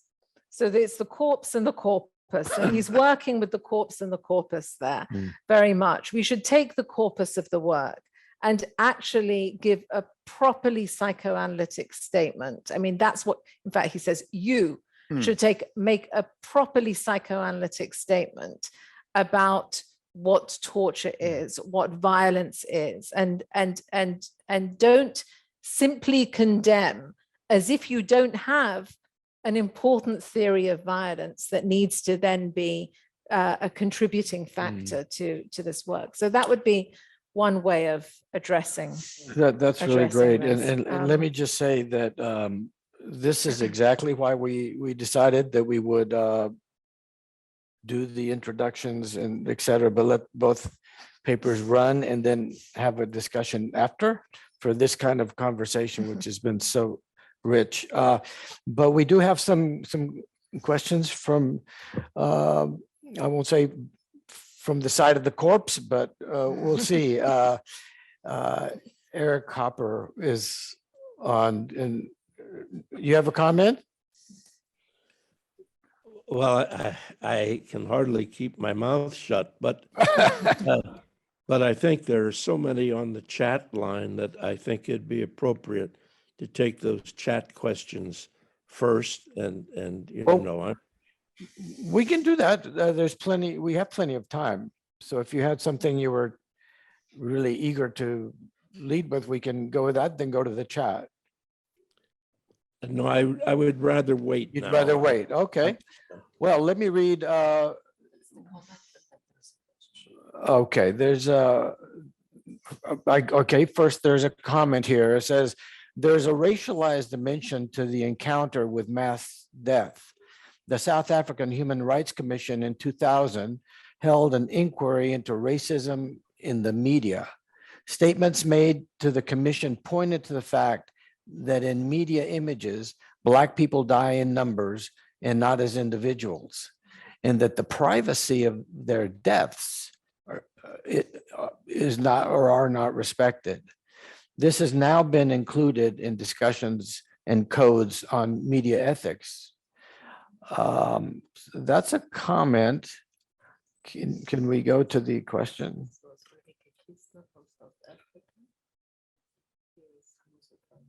Okay, and so this is actually, maybe we can sort of bracket that for a minute and go to the question. A group finding itself in a crisis of identity, facing number of existential challenges, delves into the past and unconsciously identifies itself with the past generation's mental representation of event or events. In psychoanalytical terms, how this past creeps into the present and constitutes group's identity and makes it possible and justifiable for the group to at times act the way which put it past its past generations to experience trauma. That's actually a question. And how this past creeps in into the present and constitutes group identity, making it possible and justifiable for the group to at times act the way which put its past generations in other words, I think it's a version of identification with the aggressor, perhaps. I don't know. So that's a question to you all. And after this question, I really do want us to go back to the comment about South Africa, because I don't want to repeat exactly what is being described in that statement, even though it wasn't a comment, but it's an observation. So we know we could, if you, do you have a preference for which of the two you all engage first? I'm not sure if I quite understand the question about, is it a question about how the past creeps in? I'll tell you my understanding of it is that there's a group finds itself in a crisis, an identity crisis, facing a number of challenges. That these are related to the past, a past that's unconsciously identified with past generations. In other words, it's about the transmission of trauma across generations. But then in the present, the group that's been sort of the receptacle for these transgenerational transmissions of trauma, now in certain ways, as I understand the question, perhaps reenacts some of the very processes that were the source of the trauma in earlier generations. I'll say something about that. I'll take the group in crisis to be psychoanalysis, and to try to think about how it is that we might, be trying. Hopper said earlier that it takes a long time to make change, and change, I guess we know from the dyadic consulting room, is a process of working through, and working through in a certain way requires repetition.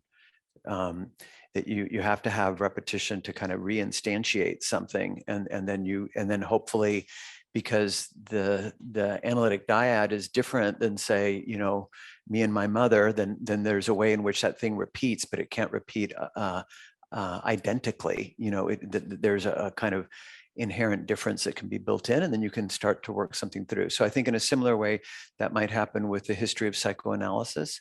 And it's my feeling, as somebody who didn't really get very much group theory in my analytic training of any kind, and at best, I would say, I think there might also have been a kind of repudiation of group analysis and group theory, which was seen as something else, as not analysis in a certain way. And I think that has had its own traumatic effects in analysis. I mean, in institutional psychoanalysis, that there's a way that we have struggled to deal with the question of the social, which seems to me to be a primary question in clinical work right now. There's no way that you can do clinical work without some sense of that. But because we've sort of disarticulated ourselves in ways that I think quite actively, like I was, with the example of Trigger and Burrow, that we were repeating certain things, hopefully in ways that are leading towards some kind of working through, but I think that would be one way that I would take that question up.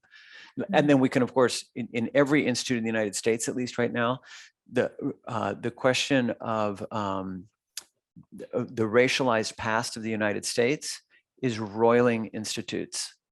They're every institute that I know of is grappling in complicated, painful, and not always very effective ways with that question. I don't know of an institute that isn't doing that. And so we're hopefully working something through, but I don't see how we're going to work it through if we don't have a sense of the group. I think that's kind of impossible. And if we return to individualist notions, which is what most of psychoanalysis has been, we're just doomed to repeat forever. I would say that the earlier panel actually had used the invasion of Ukraine and just to describe this kind of phenomenon, the fact that Russia suffered 20 million deaths during the Second World War, et cetera. And now it's turn that experience of its own victimization into a kind of an identification with the aggressor. I think that was actually the phrase that was used. Amanda, thank you. Thanks. Thanks so much for a really fascinating panel. The papers were so rich. Francisco, I just had a quick question about, I really loved that you pointed out the sort of irony of even using the term individual, which means that which cannot be divided in a psychoanalytic setting. And I just was thinking about the sort of, the notion of the subject as really being an alternative to the individual for precisely this reason. In many ways, it's not just the subject as it's embodied in a relationship to language, but also to be subject is to be subject to.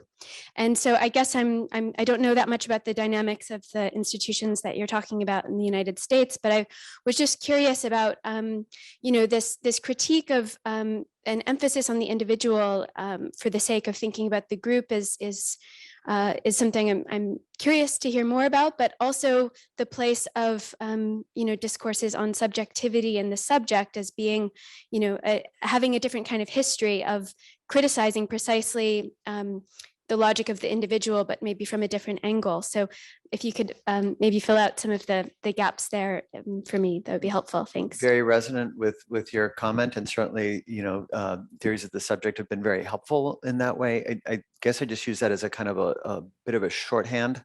Let's say in clinical work, we mostly think about, I'll use the term individual object relations. And so that time and again, what gets worked in dyadic psychoanalysis is, a maternal transference, a paternal transference, et cetera. We could talk about being subject to the unconscious, et cetera, like to language and all of that. But when it comes down to talking about object relations, it really comes down to this like one-to-one kind of object relationship. We don't really talk very much about like one-to-many object relationships, which is what I'm in right now, in a certain way, and the history of belonging in groups that I think also create affective ties that have even physiological effects. So Jan's paper earlier, when he was talking about being a 10-year-old at the meeting and so forth, which I thought was great, I was chatting with him at lunch and asking about, okay, so there's that massification, but then there were also groups. He was in this little village. There was a group of people who put together the event, but it also, to belong in that village meant to go to this Sunday thing, like what made you an intelligible subject, and what gave you a sense of belonging in the village was connected to like going to this thing. And so I think I'm interested in trying to think about those kinds of object relationships in the construction of the subject, so that when we work with individuals, quote unquote, in dyadic analysis, that we also have some tools at hand to think about those other aspects, like collective aspects of the collectivity of the individual or something like that. That we don't have very good tools, I think, in psychoanalysis, in dyadic psychoanalysis, to do that with the same rigor that we do with other things. I'm sorry, I'm going to use my prerogative as a superego moderator here to come back to the South Africa South question. Africa. Yes, because please. I think we would idea. really be remiss not to.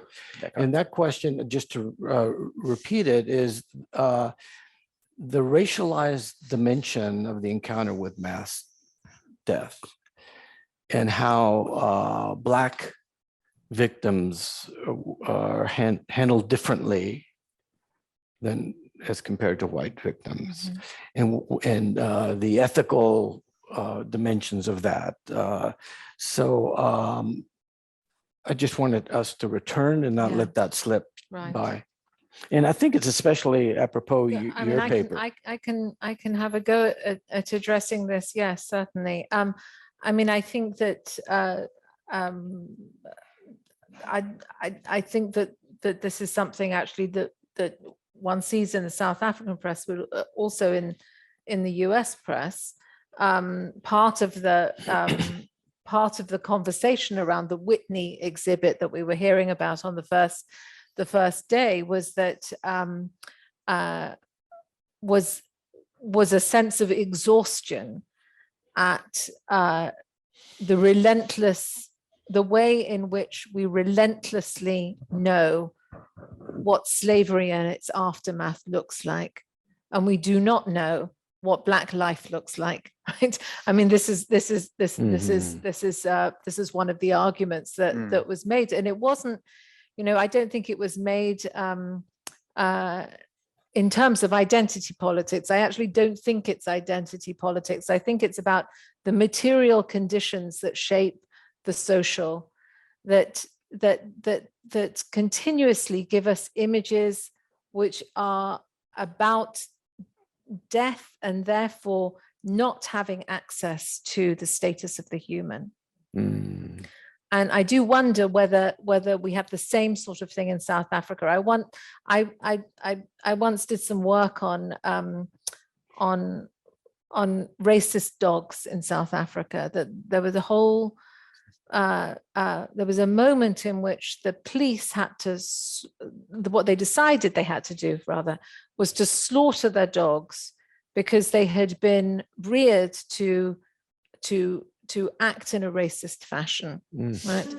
And there were all these images of dogs dominating, standing over largely Black men, often in South Africa itself, but also on the borders. And there, I mean, I don't know, maybe our questioner will respond to this, but I think that there was this sort of very clear sense in which there was no possibility actually of human life, right? In a way that was not about identity politics. It was about the kind of the long history of the impossibility of occupying the position of the human, of the fully human.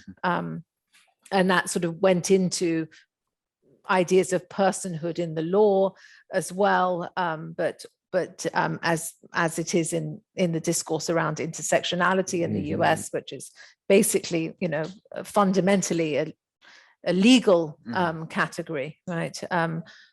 As well. Right. Right. Right. I think you had a question or comment. Yeah, I did, I guess. I mean, I do, but it's, there's so many thoughts running through my head. It might be a little bit, I apologize in advance for some incoherence, but the comment about South Africa, and then Ranjana, your really amazing example from South Africa and expansion of the same issue into the United States, I think is really compelling. And I'm thinking, my original question was going to be about this issue of,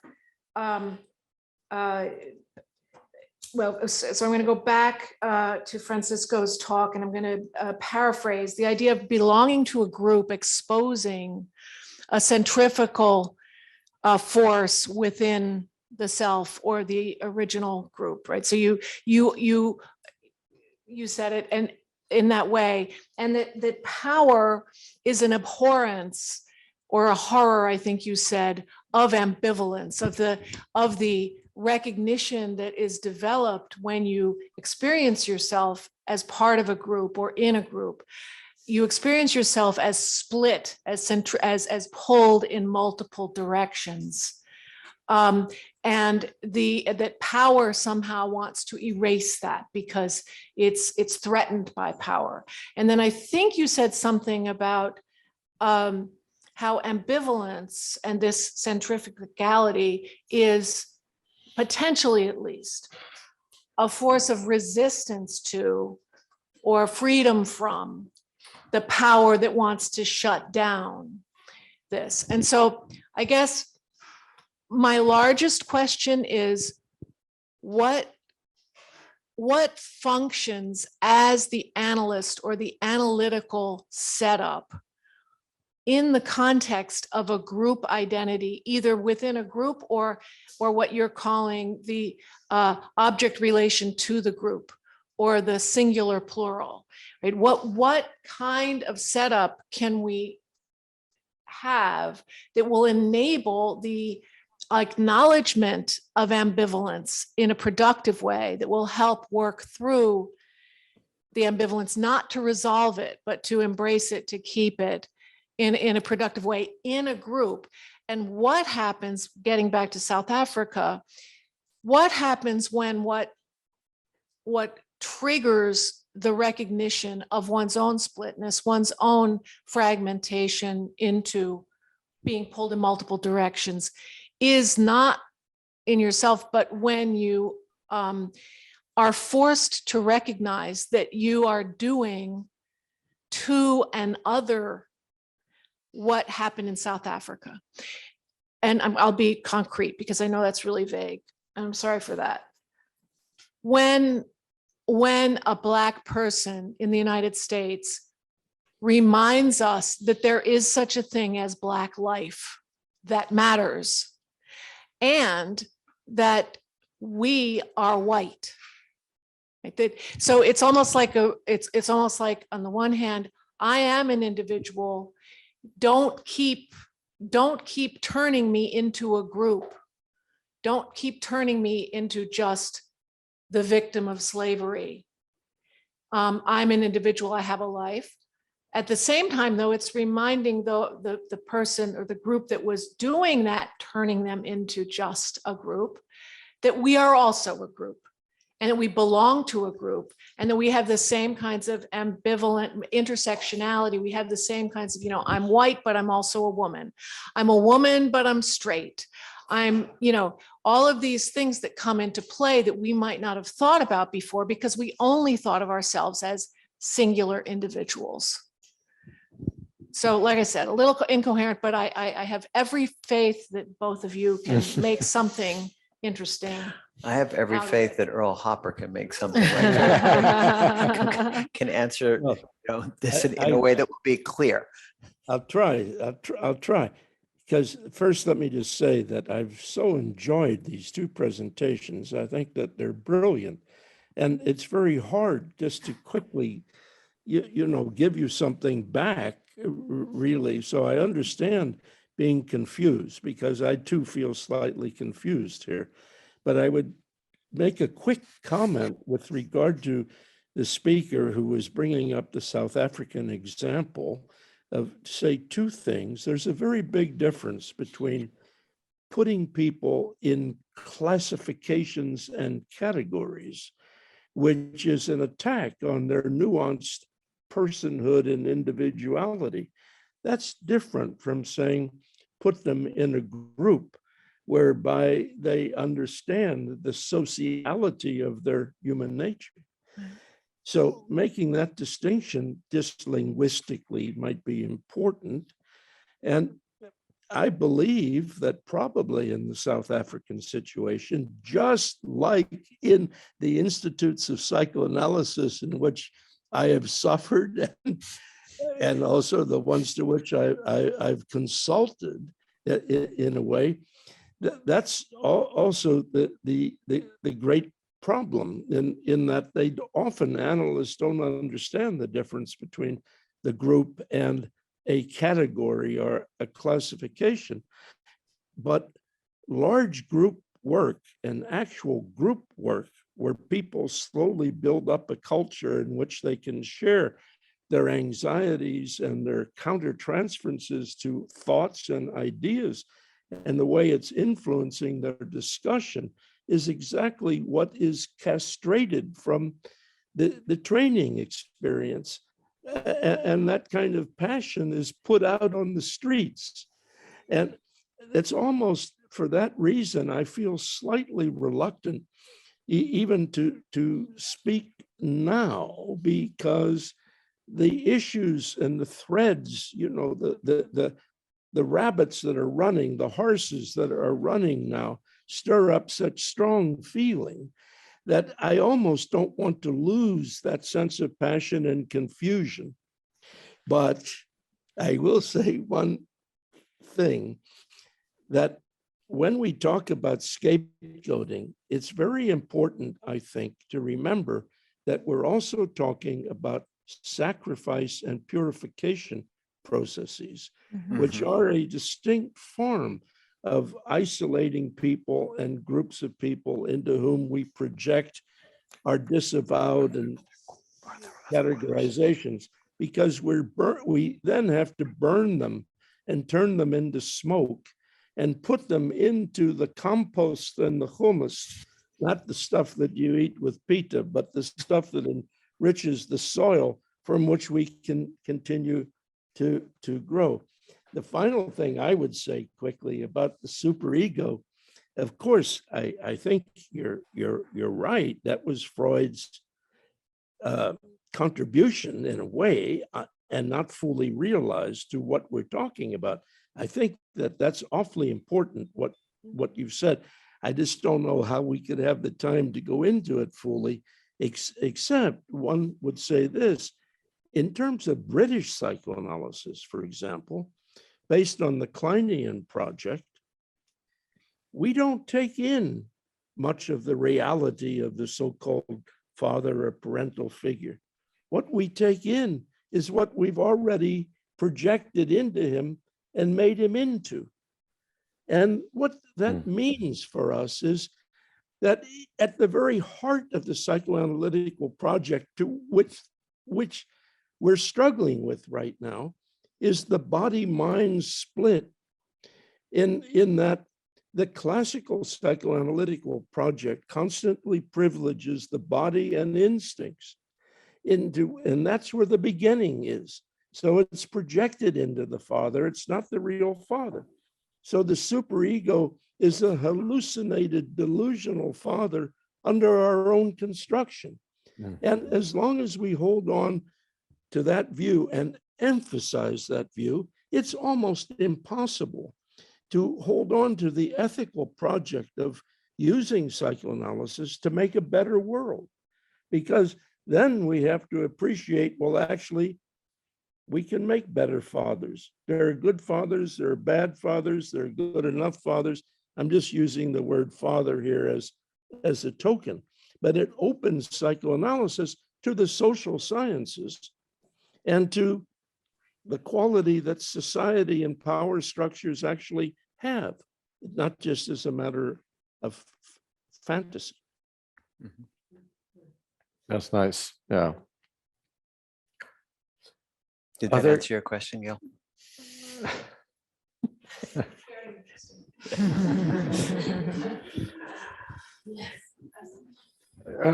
Well, it looks like we've reached our time to conclude. And thank you all so much for being here with us. And thank our panelists, Francisco Thank you. and Ranjana. We really enjoyed your papers, and I think the conversation was really very rich, and thank you for that.